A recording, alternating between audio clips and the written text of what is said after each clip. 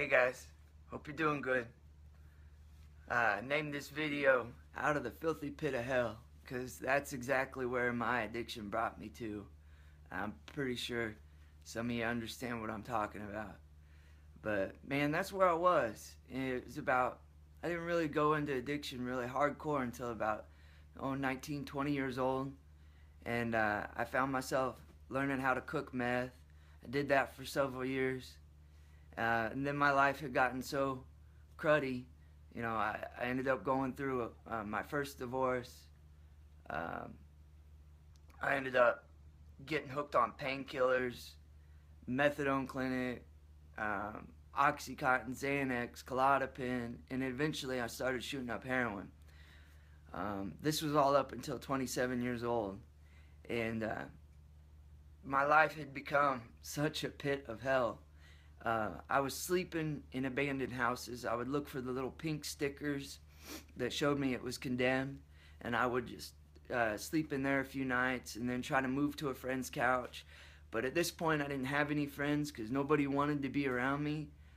They saw me coming, they would go running the other direction because they didn't want what I had. They didn't want to be around me. I was eating out of a Sonic dumpster over there on Argentine.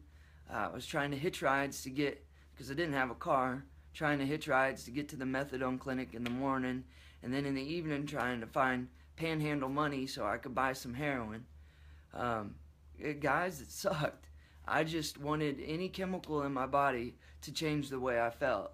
And I'm lucky I lived. Guys, if you know someone who's using barbiturates, which are Xanax, Klonopin, anxiety pills, and mixing them with opiates, which are your Oxycontin, heroin, methadone, please make them stop at least one of those, because I've had many friends who didn't wake up the next morning because it slows your breathing down.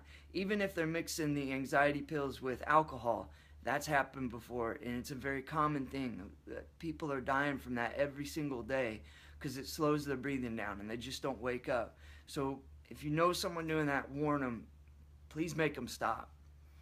But so, in this filthy pit of hell, I'm going crazy. I'm doing things. I'm stealing stuff. I'm a worthless human being at this point. And the best thing that happened to me was I got thrown in jail. I was thrown in jail for about 7 days. I know that's not a very long time, but it was long enough for me to get my head clear. And this is embarrassing to tell you, but I'm going to tell you anyway, because it doesn't compare to the shame Jesus went through for me.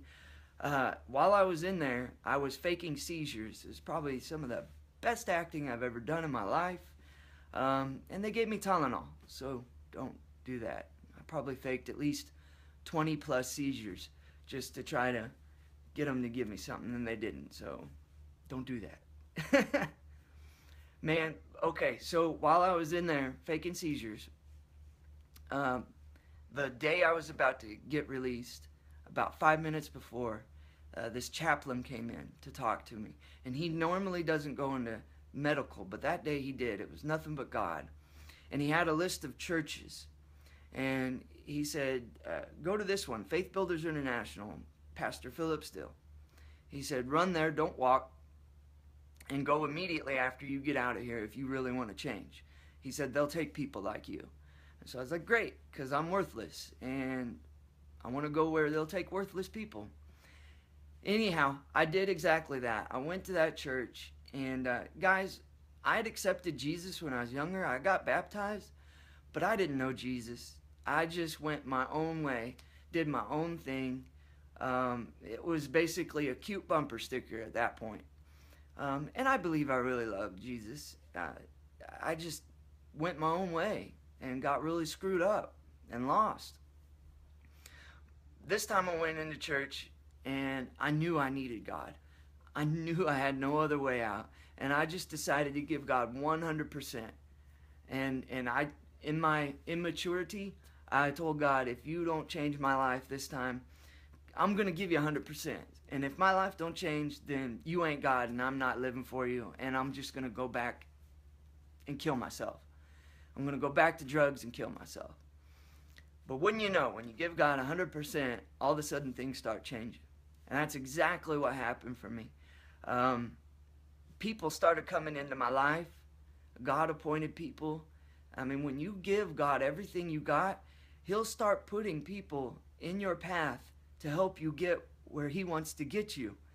And you're not going to do it on your own. Get that out of your head right now. We can't do this on our own. There's no such thing as the self-made man. No such thing. Anyone that was successful or succeeded at anything had someone to help them get there. They had someone to follow. They had someone to teach them something. They had a book to read to learn it. There was somewhere they got some information or some encouragement or some strength from somewhere. No such thing as a self-made man. You could put your money on that.